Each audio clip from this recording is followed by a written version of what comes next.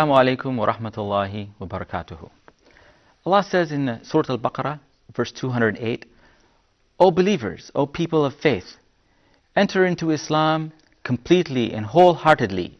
ادخلوا في السلم كافة ولا تتبعوا خطوات الشيطان, and do not follow the footsteps of Satan, for he is عدو مبين. He is a clear enemy for mankind. This is a very important verse for all of us to understand. And if we look at it, we will see that this verse is not addressed to non-Muslims. This verse starts with Ya ayyuhalladhina amanu, O you people who believe, O you people who have faith, O you people who are Muslims. Udkhulu fis silmi kafa, enter into the state of Islam completely and wholeheartedly. This can be understood in two different ways.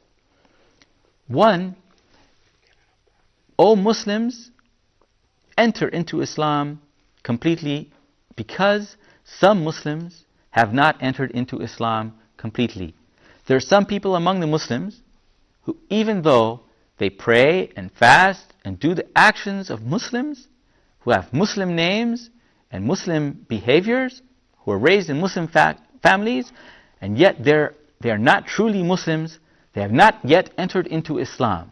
So Allah is telling them, enter into Islam completely. You cannot enter into Islam half-heartedly or partially, but you must enter into Islam completely. That is because these people, even though they are doing the actions of Muslims, do not have true Iman in their hearts. Their actions are not devoted to the sake of Allah sincerely and wholeheartedly. Perhaps they are doing actions for the sake of appearance, so that people will see them and believe that they are good people or good Muslims, when in fact in their hearts they are not. And so Allah is saying, O you who are among the believers, who have not truly entered into Islam, enter into Islam now. Do not follow in the footsteps of Satan.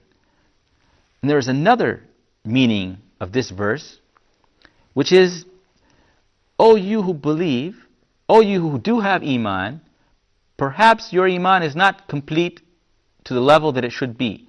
So enter into Islam completely and wholeheartedly. There are many people who are true and sincere Muslims, but they're lacking some aspects of Iman. Maybe they are not willing to make some of the sacrifices and effort to be true to Islam, even though they know in their hearts that it's necessary for them. So this verse is addressing some people who are among the Muslims, who seem to be Muslims, who are not yet truly Muslims in their hearts, and is also addressing those of us who may be sincere Muslims and may be trying to follow Islam, but we still have some aspects of non-Islamic beliefs and practices which we have not yet given up, and Allah is asking us to make the sacrifice and to give up those things which we may believe and not follow into the footsteps of shaitan. Now once again, this verse is being addressed to Muslims. It's saying to Muslims, do not follow into the footsteps of shaitan. Now shaitan, Satan, as we know, was among the angels. He was a jinni, but he was among the angels of Allah subhanahu wa ta'ala. And he disobeyed Allah. Allah commanded him to bow down to Adam, whom he created with his own hands, and he refused. And he said, you've created him from clay, and you've created me from fire. And fire is better than clay, and so I'm not going to bow down to that person. This illustrates the importance of understanding the meaning of Iman and faith.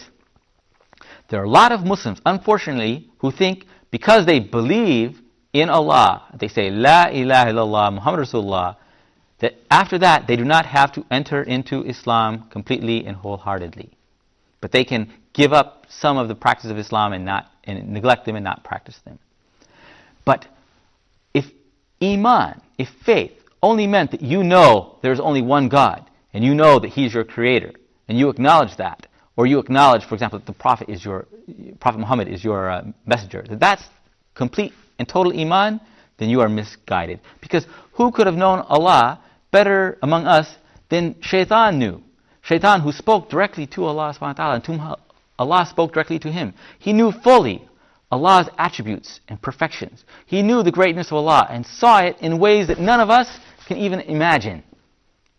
And yet, despite that, he arrogantly chose for himself that he would decide which of Allah's commandments he would follow and which ones he would not follow. And so Allah gave him a certain commandment, and he doubted the wisdom, astaghfirullah, of that commandment and said, oh, I'm better than to obey that commandment of Allah subhanahu wa ta'ala. So Shaitan refused to do one commandment of Allah, to bow down. And because of that, he was rejected by Allah subhanahu wa ta'ala forever and ever. And Shaitan is striving to lead us all astray, to prove to Allah subhanahu wa ta'ala our inability to be true Muslims. So it is necessary for all of us as Muslims to not follow into his footsteps, to not let our own mind and our own reason be the judge, but to let Allah's revelation in the Quran and in the Sunnah of the Prophet Muhammad ﷺ judge our actions and to follow those actions to the best of our abilities. وَجَزَاكُمُ اللَّهُ خَيْرًا وَالسَّلَامُ عَلَيْكُمْ وَرَحْمَةُ اللَّهِ وَبَرَكَاتُهُ.